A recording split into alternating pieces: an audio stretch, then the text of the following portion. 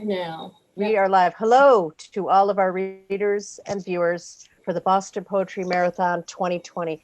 I am Suzanne Mercury. Our technical host for the hour is Bridget Eileen. Hello, Hello. everybody. Thank you, Bridget Eileen, and thank you everyone for patiently waiting. We're running a little over time, but we're doing great.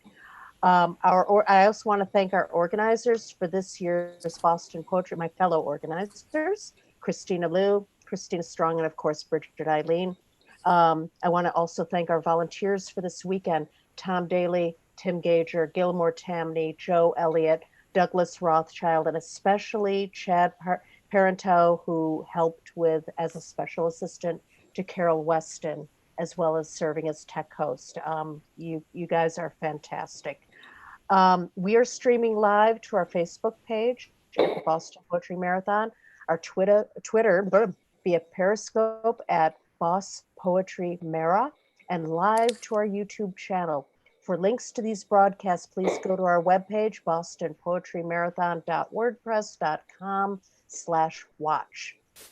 All right, this year's Boston Poetry Marathon is also a fundraiser for local organizations that work for racial justice in support of the Black Lives Matter movement. Donations are going to go to Sistafire, Rhode Island, and the Urban League of Massachusetts. And I want to thank profusely everyone who has donated so far. You guys are phenomenal.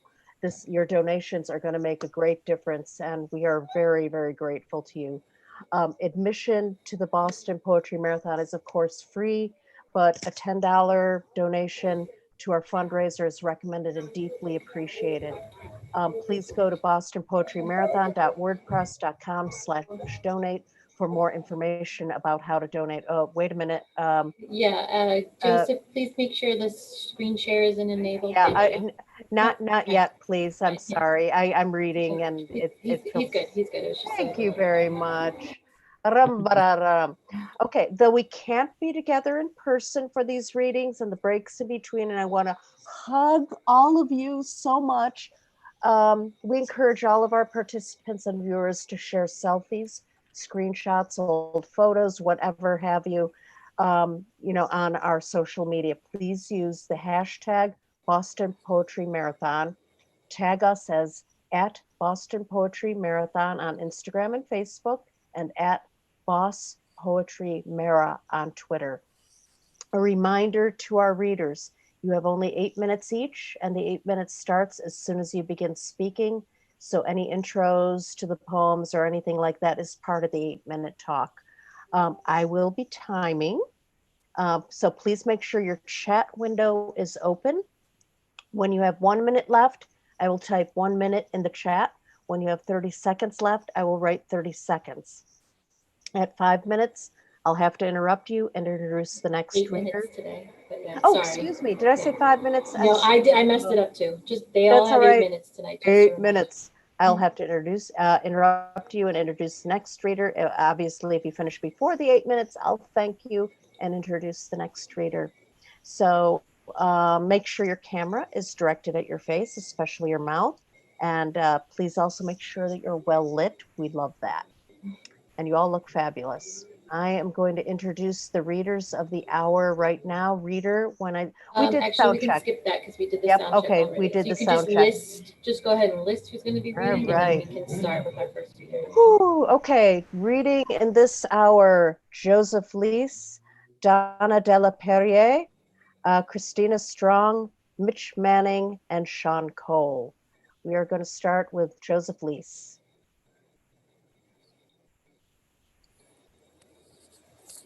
Joseph, are you here? Thank you. Hi, I am here. Thank you to the organizers. It's a joy to be here. I like everybody else, I have amazing, wonderful memories of the years that I was involved with the marathon and reading in it. And there are like so many. But what I'd like to do is read a couple of poems, and then with whatever time is left over, I'll mention just a couple of things. So the first poem is called Riding Death. Riding Death. Lost Highway, when he was in his prime, break summer, paint fear. He was wild, a little wild, he's dying. You can't exhale, he's dying. He's asking why you love him. Lost Highway, kisses that we share across the sky. He is the drunk lane, the mayor, drunk lake, drunk in the lake. He's so tired and he can't what? My father just feels Sidney Bechet, heart crane, crazy cat. Now he doesn't have any. He gives life, kisses that we share across the sky. Lost Highway, the book will save the book. Oil will kill the world. He's just trying to see, pay attention. He said joy. He said, feel this blue-green voice. He said, violet blue wind pushes river light birches. Lost Highway, he's dying in a town full of rabbits. He's dying, lying on the couch. Lost Highway. He hates sentimental slop. Hold his hand. He's from Coney Island. He's tougher than you.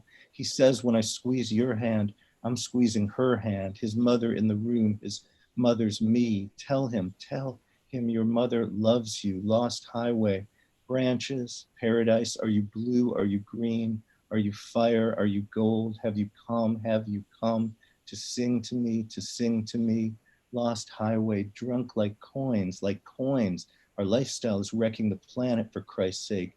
She's drunk like a gold coin. He's drunk like a gold coin.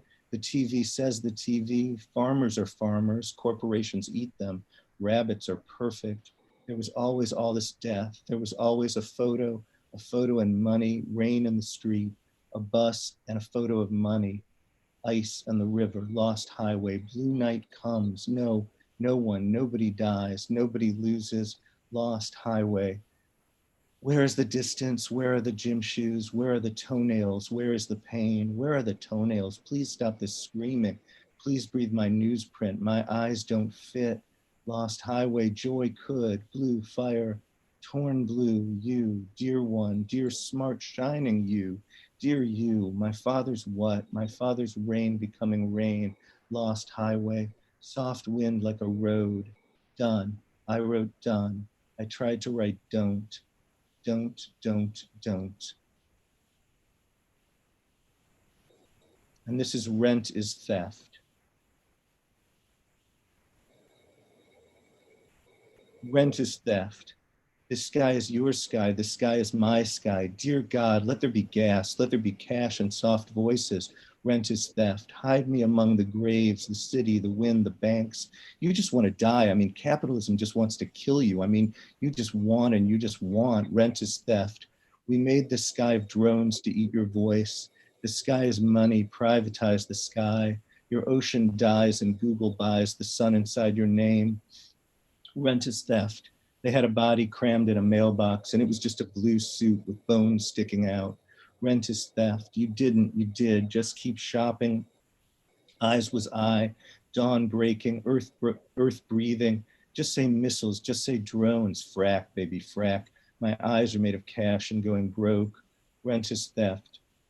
We never drove the blue car through the stars. We always drove the blue car through the stars. We never guessed the dream we never guessed. We always guessed the dream we always guessed. Today we fight like gods. Today we fight for gods. How much is that ahi in the window?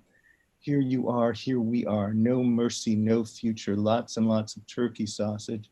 Death tangles, death shakes. Death breakfast served all night. Death tangles, death shakes. Death flavored ice cream. Death berry gum. Rent is theft. So run around like daydreams. Tear up maps. Democracy is anybody's eyes. Feel like you might have killed someone. Rent is theft. You didn't, you did. Just keep shopping and promise me the rich can't sleep and promise me the rich can't sleep. Rent is theft. Please, please, please be ironic. We left our freedom in American mouths. We broke our freedom in American words. You run around like daydreams, tear up maps. Democracy is anybody's eyes. Rent is theft. We left our freedom in American mouths. We broke our freedom in American words. Tell me, will I spark in this light, expensive light? Did you pray? Did you beg for days like these? Rent is theft. Wake up, you're not the truth. And I might have killed someone. You didn't, you did. Eyes was I, rent is theft. Just keep shopping It could have been 100 years of war. It could have been 100 years of peace. Frack, baby, frack. My eyes are made of cash and going broke. So thank you, everyone, for listening. It was a joy to be part of this. And I think I have like a couple of minutes. So You got 2 minutes, 2.5 Okay. minutes. Okay, so just, you know, to add my voice to the chorus, when Aaron and Sean started this whole thing back in, Sean, 99, right? 99? 98. Aha, see, I needed help.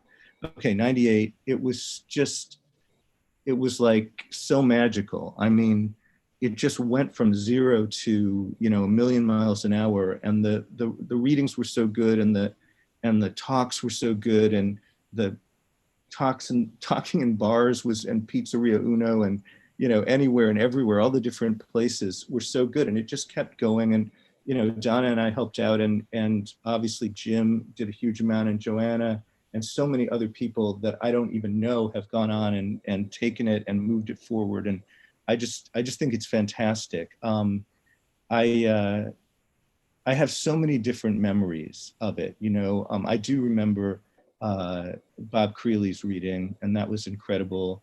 I remember Maria Damon reading, and I helped her a little by like reading the other voice in her piece, and it was such a thrill and so inspiring. And so many readings, you know, Sean and Aaron and Jim and everybody. Adina Karasik, I remember giving an astonishing reading. And just, I feel terrible because I'm leaving out a million people who are right there. Joanna Furman, I remember David Shapiro holding court, and of his reading, of course. One thing that sort of sums it up for me, one picture that I have is it was a Saturday night. I feel like it might've been 2003 or 2002, I don't know, but it was a Saturday night. Okay, no, strike that. It was a Sunday night. It was the last reading of the weekend. And I remember Garrett Lansing reading while John Wieners sat in the front row, and then John Wieners reading while Garrett Lansing sat in the front row. And I remember just how magical it was, and the way they talked to each other during their readings. So that's the picture that, you know, has to stand for me for so many great moments in the Boston Poetry Marathon. But I just give thanks to everybody who's been part of it over all the years. Those of you I don't know, those of you I know, those of you I will come to know, all of it. Thank you so much.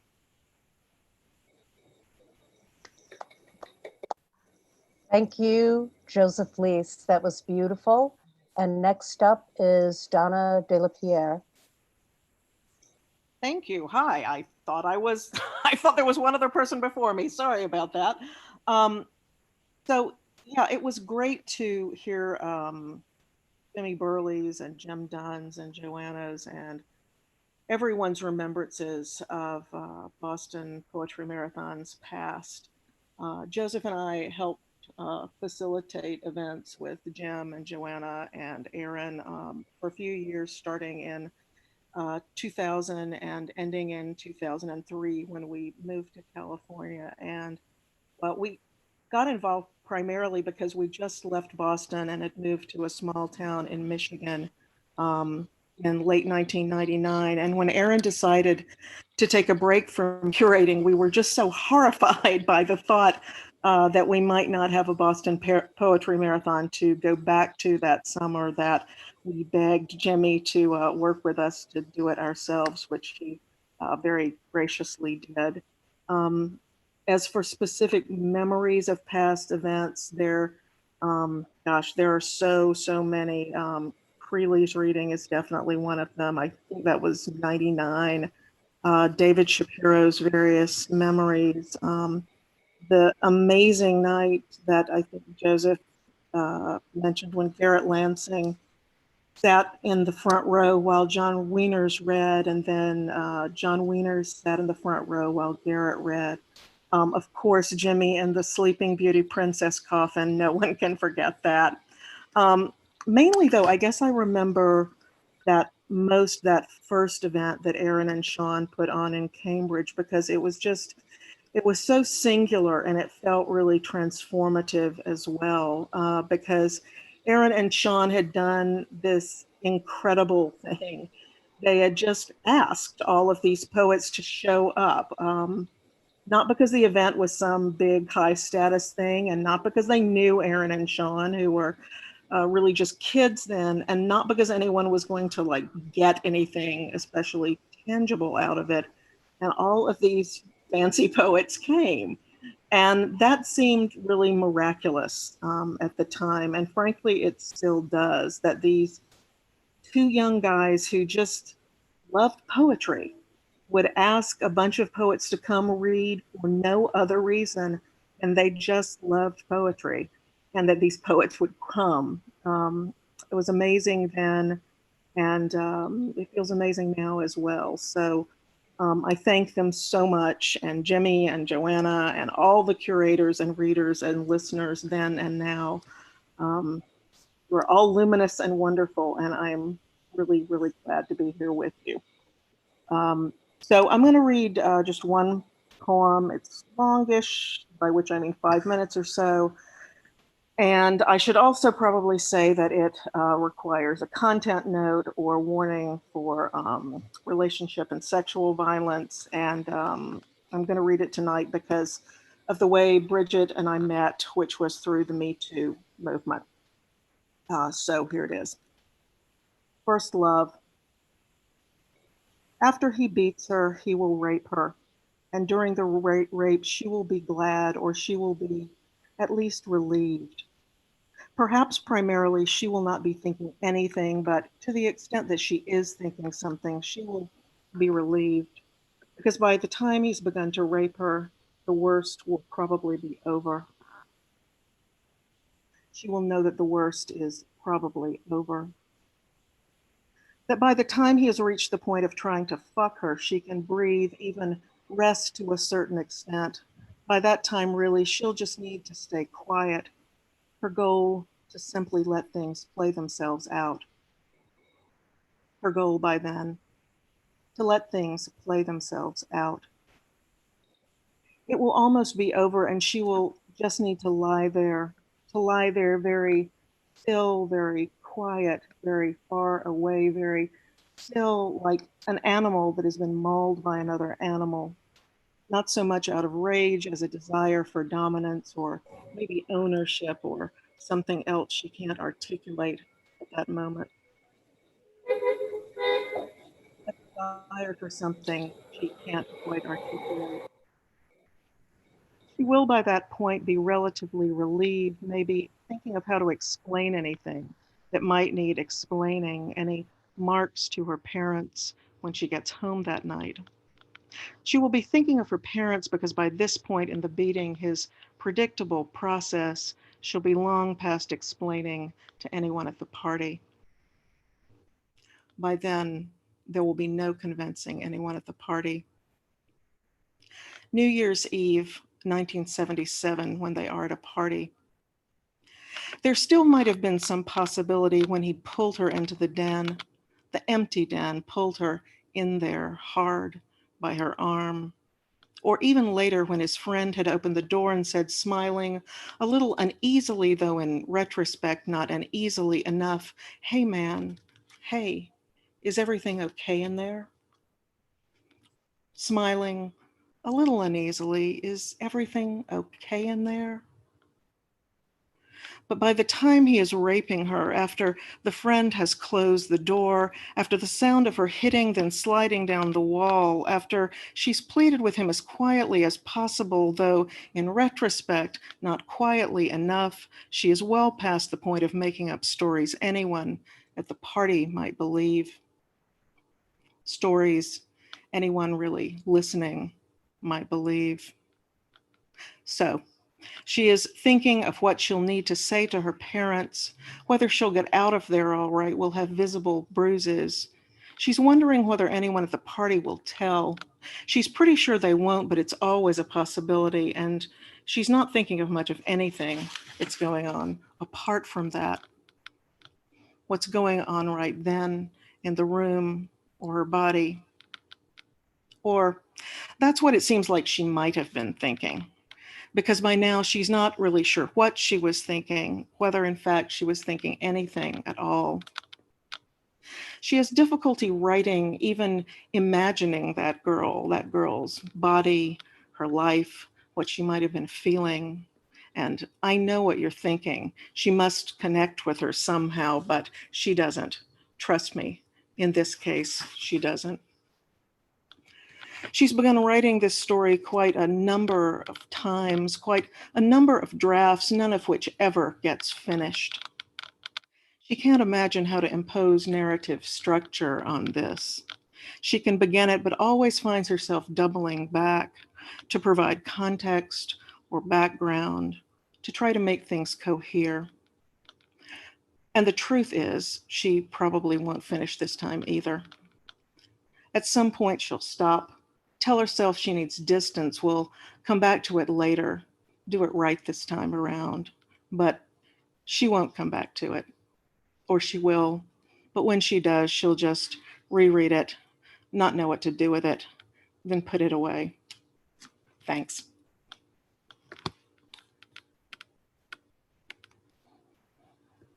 Thank you, Donna de la Perriere. Sorry. Next up is the wonderful Christina Strong, one of our organizers and a brilliant poet. Let's hear it for Christina Strong.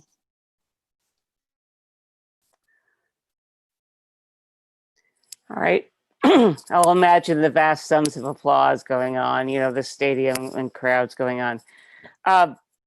I remember the Boston Poetry Marathon much in some ways as other people do, some ways others. I wasn't around in 98, I was somewhere else. But I remember 2002 because I remember Douglas Rothschild at Wordsworth. It's always kind of hard to sometimes to figure out where we were at the time when we were doing whatever, because I remember the Art Institute and I do remember the glass.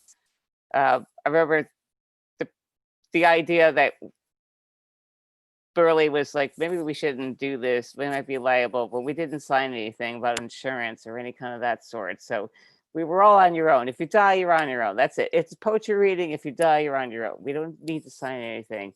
You're on your own. But the first year, Douglas, as I remember it, sort of, was at Wordsworth. And it was right after 9/11. It hadn't been quite a year after the whole that. And everyone's still kind of on shaky ground. Oh my goodness. Oh my goodness. And yeah, summer of 2002. Douglas is just reading some just kind of poem, just as I remember, just kind of poem. But then every so often he would insert 9/11, 9/11, 9/11. And then he'd go on and read a little bit more, read a little more. And then he'd throw it in when you would least expect it to go 9/11, 9/11, 9/11. Now, hopefully, if some of you people are paying attention, have read the news, this is like one of Rudy Giuliani's catchphrases. So, you know, I'm the 9/11 president, and boy, you know, I did such an awesome job. And yeah, right, sure, okay. Won't go there, too long a story for that one. So, but it was right after that, everyone's all touchy ground. There was like giggling and shaking and like, ooh, I don't really know how to react to this. I'm like, ooh, is this too soon? Ooh, I don't know. But by the end of the reading, I remember like laughing and crying and cathartic, kind of like getting it all out there. That is kind of, to me, the Boston Poetry Marathon. Someone has some particular kind of poem where they just bust it out and everybody just like, oh, you know, like I did this whatever's been building up for so long, it just finally let loose. That is how I remember the Boston Poetry Marathon. So I do remember from 2003 on. It is online. There are 2 takes on it from Jack Kimball and Dan Bouchard. I also have my own takes on it. One, I was very intimidated by Maria Damon because I thought she was a smart cookie. So that was always hard. Yeah. Yes. Let's see. I also made a note that at my note taking freaked out John Maroney. I really like David Kirschenbaum, Fanny Howe. I was impressed by. Yes, there's this, like I could go on, like, okay, I could go on for theirs, but we came for a poetry reading, so that's what I'm going to do. Hopefully. I'm going to read 3 poems. Yes. Or 4 if they're short. And they were actually written with Sean Cole.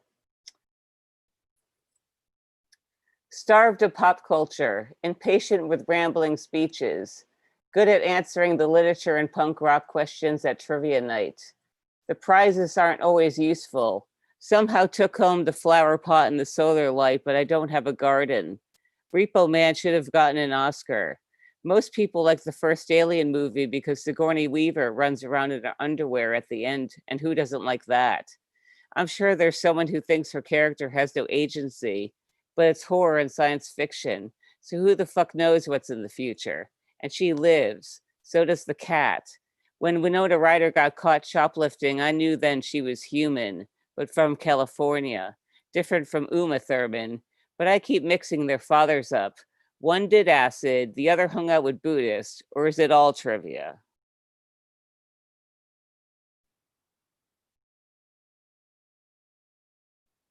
My mantra used to be puppies and kittens, but then the internet even ruined that. The pictures of baby rhinos, marsupials, some endangered species soon about to go poof.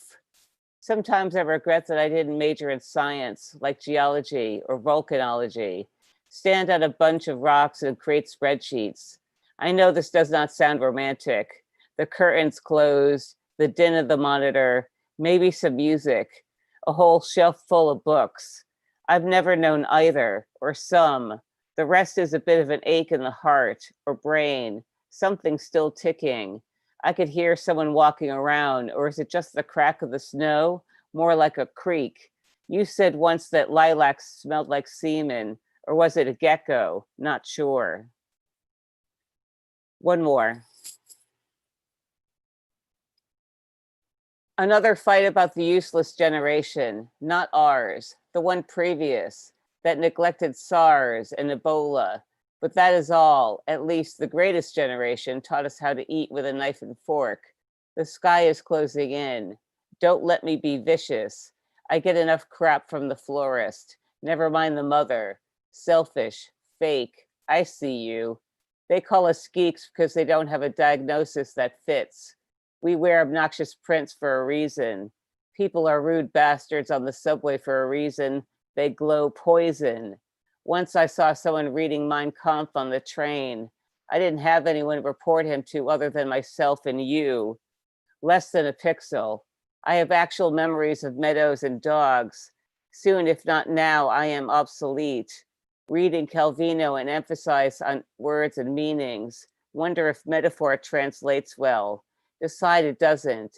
Eat a sandwich instead. What kind? As if you cared. You bought me a solar lamp, or I obtained one. Procured from a client, actually. Tell me more about atoms. I want to know everything about life before it explodes. Thank you. Thank you, Xtina Strong. That was a beautiful reading. Thank you. And yeah, next up is Mitch Manning. Welcome, Mitch Manning. Hello, good to see you again. Love to Poetry Universe, love to the poets, love to the bathroom at the outpost, love to the smokers, love to everyone, love. The history of the Poetry Marathon is the history of poetry. I love it. I'm so happy to be here. It's great to see everyone. I can't believe they gave me Douglas Rothschild's slot. Whoa. I didn't know Sean had a godfather. That's so cool. It's so great. Love to everyone. Amazing. So happy to be here. I love poetry. Poetry is always free. The marathon's always free. It will always be here. I hope everyone goes outside tonight and they look at the moon, they look at the stars, they touch the ground, and they breathe the air. and then they sing a poem. And I hope everybody donates to the Urban League and Sister Fire Rhode Island and the Movement for Black Lives. This is a poem called While There Is Life. In Gnostic springtime, what's inside wants to be outside the body. The heart, a red stone on a table. The breath, a yellow stalk in the field. At the cornice of living, my cliff faces the ocean.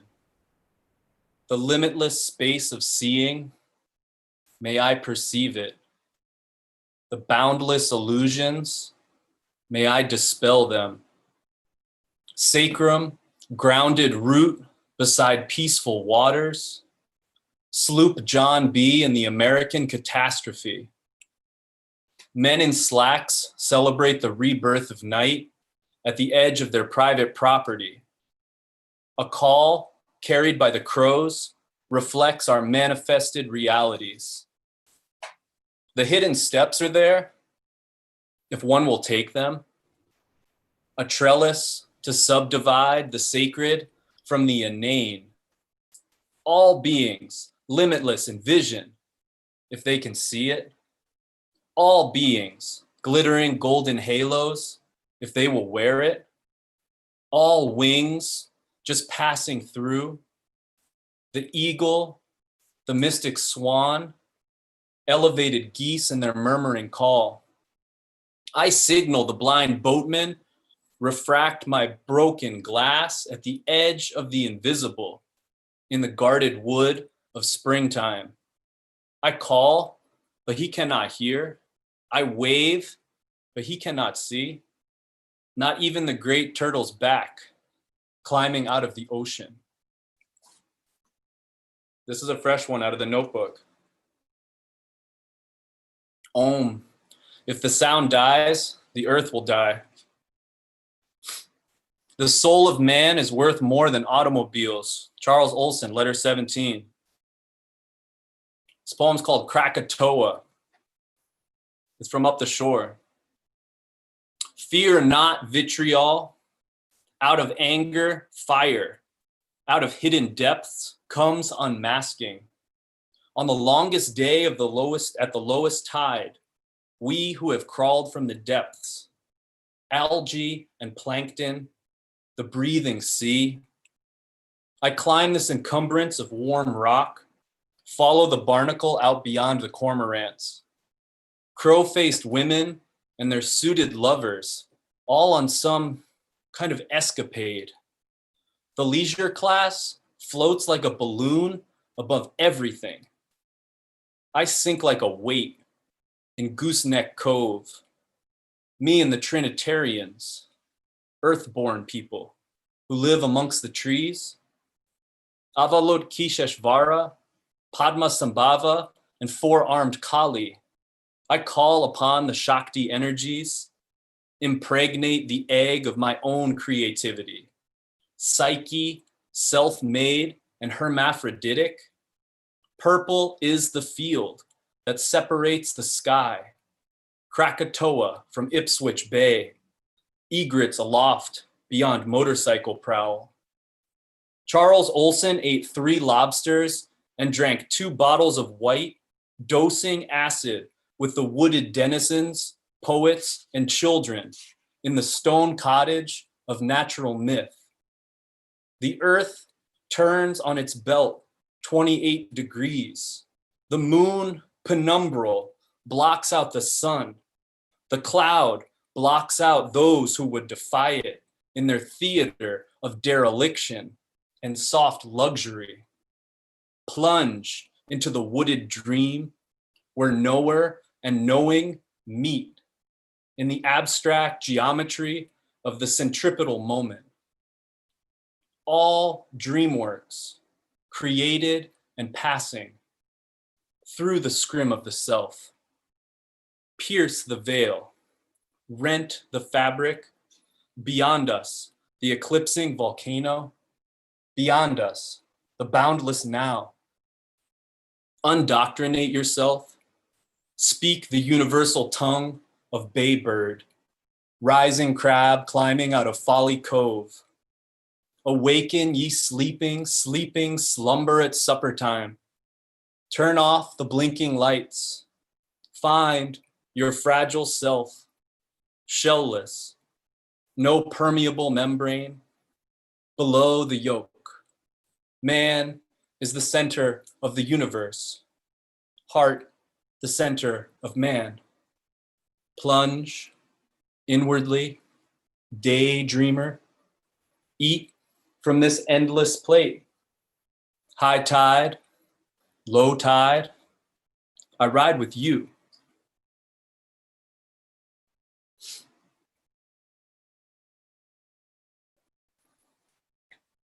And then this is my last poem.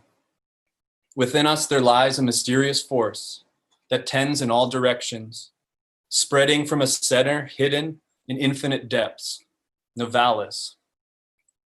My escape is living under this tree, at the top of the field, overlooking the empty city, the dying families in the field, the lingering kite stuck in the tree. We all breathe on despite confinement or restraint. I am incapable of rejection, negation, drawing a line. I open myself wider. All tones and feelings, all bleeds and colors, all winds and storms, all arrivals and leavings. Here at the top of this mount, this staggered hill of clear vision and endless canopies. Speak loud enough for me to listen. I can't hear your desire from where you are. Live, people, live. Cheat the system. Love yourself. Write poetry. Steal for your friends. Oh my God. Thank you, Mitch Manning. That was a marvelous reading. Thank you for being here. Thank you for the poem. It was great. And our final reader for tonight is Sean Cole. Let's all hear it for Sean Cole. Thank you. Yay! Hey, everybody. Thanks for having me, Bridget and Suzanne and two Christinas. I really appreciate it. I really appreciate that you guys have like carried on this tradition. I sort of quasi-rehearsed what I was going to say several times, and it kept getting worse every time. And I realized that that was because I was doing it in, like we're doing everything these days, in a vacuum of isolation, not realizing that it was going to be part of this continuum of remembrances. I mean, I knew that's what the evening was about, but I sort of didn't understand like the flow of it and all of the different, you know, touch points being regularly hit. And I'm glad I'm last, because here now is the definitive origin story of the Boston Poetry Marathon. The Boston Poetry Marathon, or the tradition of a poetry marathon in Boston, was born in my kitchen in Somerville, Massachusetts, on the corner of Hancock and Highland Avenue on the Davis Square side in 1998. I was standing in my kitchen with my best friend in the world, remains my best friend in the world, Aaron Kiley. And Aaron, who says in our friendship that I'm the holder of the memory. I am the holder of the memory. I'm the one who remembers stuff. Aaron remembers some stuff, you know, but I'm constantly blowing his mind with things that I remember. And our conversation was like, you know, we were two guys in our 20s, 26 and 27, respectively, me being the younger. And, oh, I forgot to hit a timer. Anyway, your timing. You know, daydreaming as you do in your 20s and thinking like, oh, let's, you know, because we had bands and stuff, we wanted to like do all these art projects and we were daydreaming about having a festival, poetry festival out loud, daydreaming out loud. And I was like, let's just do it. Like, enough talking about it. Like, let's do it. And everyone was like, you know, I really like that spirit. You're right. We should totally do it. We should do it. Let's start inviting poets to Boston. We didn't know any of these poets. We had read them and loved their work, but we had never met them nor ever been in touch with them. So we divided the work, and I invited exactly one reader, Caroline Knox, to the very first, it was then called the Boston Alternative Poetry Conference, named by Aaron. Upon inviting her, Aaron, I was like, okay, I've got, secured Caroline. And he's like, you know what? I sort of have the pitch down now. Like, I've got the pattern. I'll just take care of the invite. Like, I'll just invite everybody, and from then on, he was just like off to the races, like a phenomenon. There was something inside him that, even having known him as many years as I had, I didn't know existed, that he had this skill to organize and curate a phenomenon. Like the very first festival, those of you who were there, you remember the Blacksmith House, Jack Kimball called it a critical mass. It was a phenomenon, and made out of whole cloth, really, by Aaron. I mean, Aaron, people will say like, me and Aaron did it, or we were the co-organizers the first few years. It was Aaron who did it, other than the one reader that I brought, and she was a very good reading. And so I just want to, I want to recognize the force of the originating force that is him, and he did it like Mitch was just calling out to the world. He did it out of love for poetry and for these poets, personally too. And we know, other than Christina in this room, like we know everybody in this room and in all of those rooms because of what he did. So this poem is for him. I wrote it a long time ago. It's called Noodles. My friend's head, huge, they said. They called him Oompa Loompa, those wonkas, their snares on.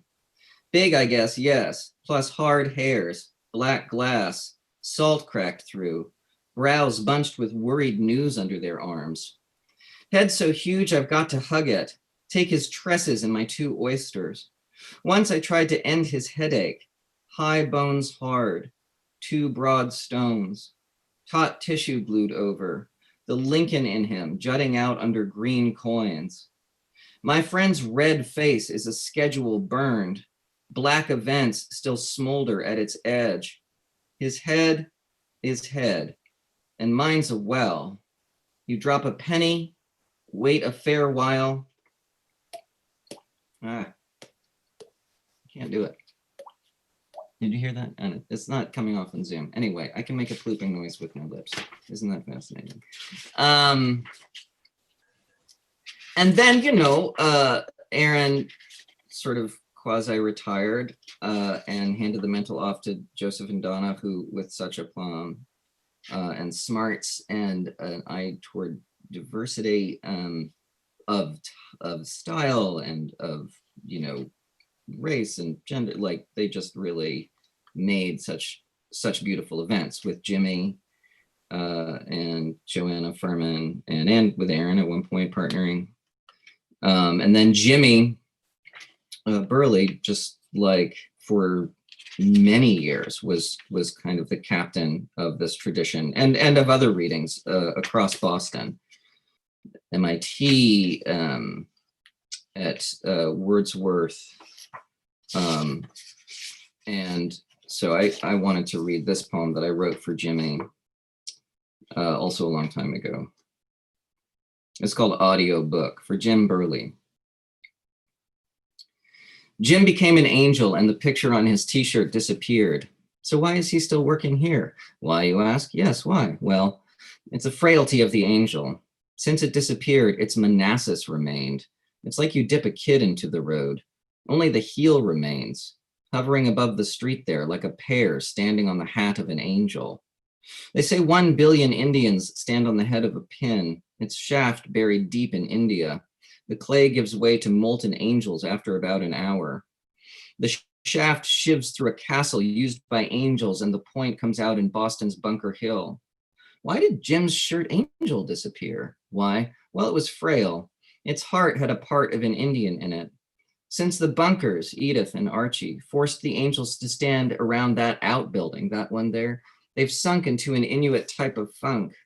What I'm attempting to say is they went inward, plucked what was left of their whole grove of lemons and dumped that fruit into the river.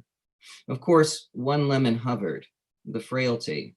It hung there like a hammer over Damocles. The king? No, the cat, the one in the water. Its tongue touches the suffrage of its forebears.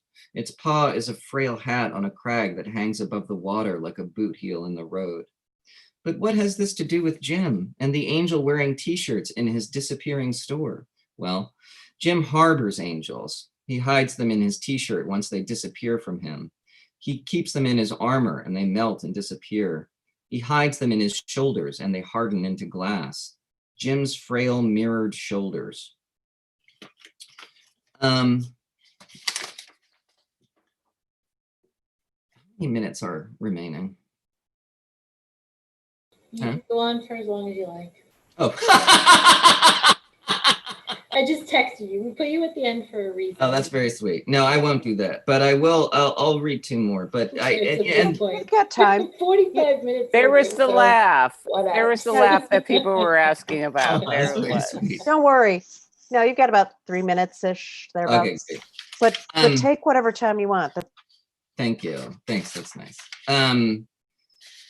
But you know, I'm really happy that you guys figured out a way to do this and this year and for us to be together. And that's just, it's so generous. I know, I don't know how hard of a job it is because I don't do it. But I can tell simply by dint of like all of the different moving parts and it being on Zoom, like we all hate Zoom, and like just like attending Zoom meetings is the worst thing in the world. And so like being a shepherd of people's Zoom meetings must also be by an order of magnitude awful. So I really appreciate you guys throwing yourself into this particular ocean of razors. I really do. And it's good to see at least the 8 of you. And so these last 2 are for us now. Like probably a lot of people have been writing poems, banging around my apartment, writing poems about everything that's sort of happening, or at least one of those feelings. So this is March 20th, 2020. Because I didn't wash my hands before I did it, I think I'm now pregnant with coronavirus. That's how you get pregnant, isn't it? Naked under the duvet, breaking all the laws of Podcastistan. I'm lawless here at late, fat, half geritoled into no oblivion. My bandaged foot is evil proof of unintelligent design. Mordant. What does mordant mean? We'll see. A lake of different prisons, all separately comprising no lake, yet collectively making one. Is that mordant? It makes the cats laugh in their separate apartments. Their bodies disappear in the thick night. Their owners don't know that. Did you know it? I'll tell you a secret, but only on the phone. I don't tell secrets in the park anymore. My arm cramps under its armor, worn cinched and fast. Even my bones don't know it's nighttime, let alone spring. It is spring, isn't it? Tender 19th day of Marmulary. A little loaf starter leaked out my ghoulish faucet just now, just a little. Maybe enough to make 2 love loaves copulate in Anjou memory of romances distant. And this is the next day, March 21st, 2020. I bought myself a bunch of gourmet snacks because I'm not like all you suckers who had kids. I'm feeling better about the evenings though. Holed up in this Dracula cavern playing Vlad Libs. Private concert going sponsored by Paper Ceiling and Musy Neighbor. All of outside is such a chin-draggled alarm sale. Inside's where it's at, or at least it's where I'm at. What's the difference when you can count all event attendance on one hangnail? I need a shoe shine, but still my fridge hasn't been this enamored of me since the 7th presidential nominating convention I was alive for. I have been alive for 9 presidents. The first being a big schnozzled non-crook in a rubber mask with 2 Virginias at his arm ends. We all draw anime of him now that it's safe. The past never evaporates, but it does become cartoons. One day, a koala will roll down a hill coughing on television with a fever. Television will be a painting in a coffee table book resting on the mantelpiece of a dive bar in a theater. There are fires contained in chimney hearths, and then there is harm. There's a loose trail of paint from one to the other, but I don't know who loosened it nor what hue it is. I honestly can't answer most of these questions. Thank you, everybody. Thanks for doing this. I don't know. Oh my God. Thank you. My Thank heart you. is full. Our heart is full too. Thank you, Sean Cole, very much for this beautiful reading. And this wraps up our evening. And I want to thank everyone Actually, who read in so this set. we'll just take for 1 second before we totally wrap up. Okay. Given Go for it, that Bridget. it is a night reflecting on the history of the Boston Poetry Marathon, I wanted to end it with an acknowledgement of the president of the Boston Poetry Marathon.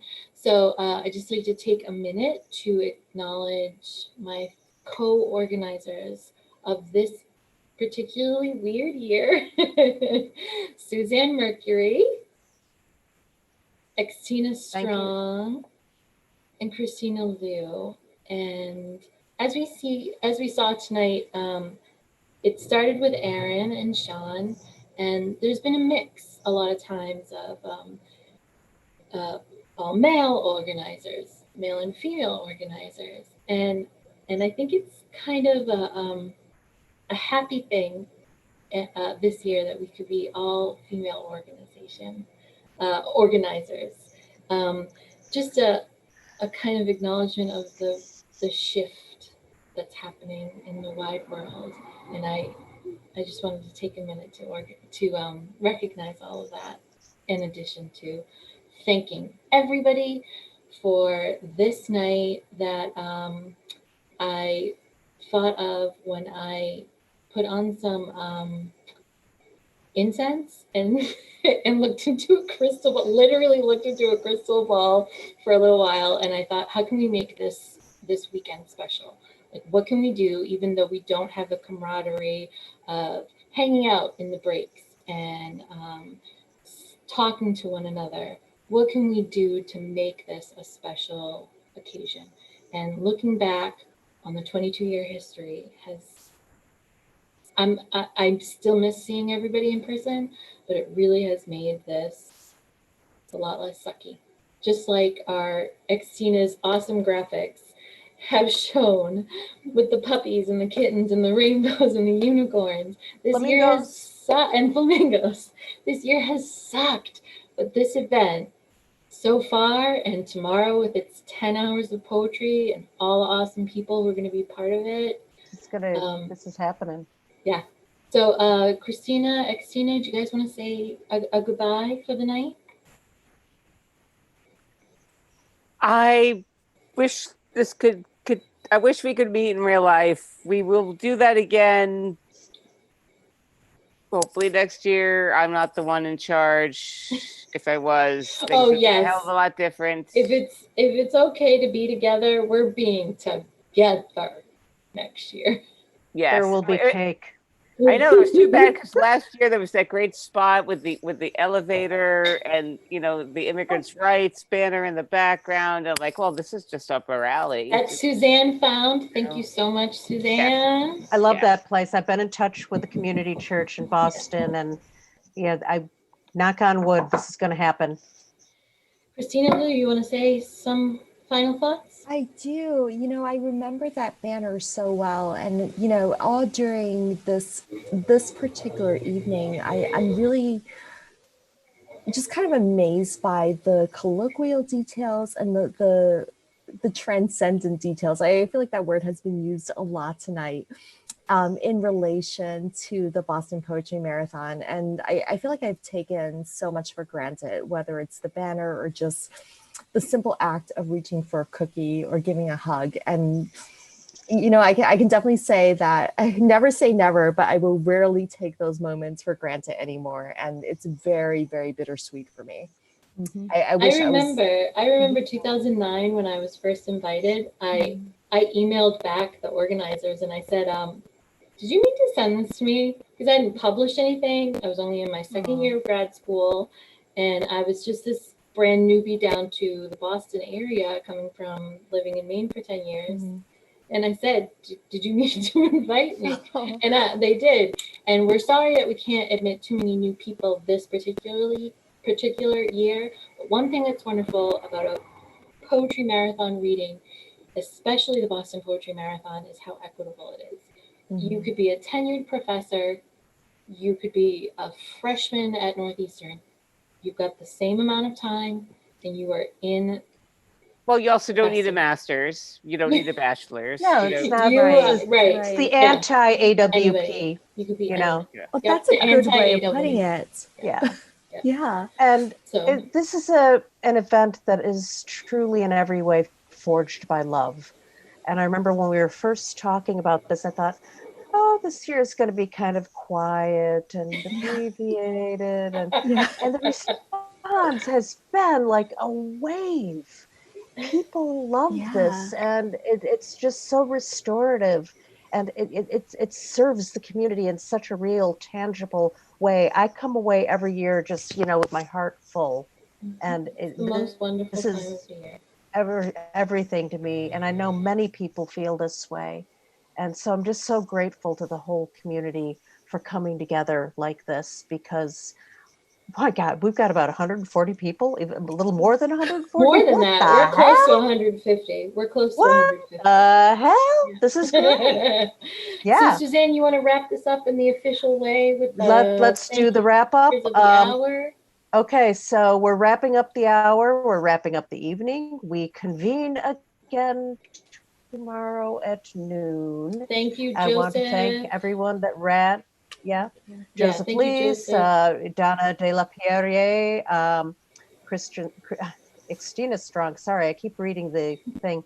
Mitch Manning, Sean Cole. Thank you, everyone. Yes, for being thanks here everyone. tonight. Yes, it For was so good to audience, see and everyone. we'll see Yes. you Guys, I tomorrow. blame the internet on Douglas Rothschild. Last year during the marathon, Douglas was on his computer the whole time, so he made this happen. So if you want to blame anyone, you can blame Douglas. Yeah, That's a when fact. he wasn't fixing the air conditioning, helping me with the coolers, taking out the trash, he was there on Yeah, his boy, that computer. Douglas place. Man, All right, and don't forget to donate. BostonPoetryMarathon.wordpress.com/donate for our fundraiser. We're really close to our goal. I would like to smash, as Mitch had mentioned earlier today, smash through our goal. I would, because we've got 10 hours more tomorrow. So, and we're really close to 1,200. I would love to go way above and beyond, because we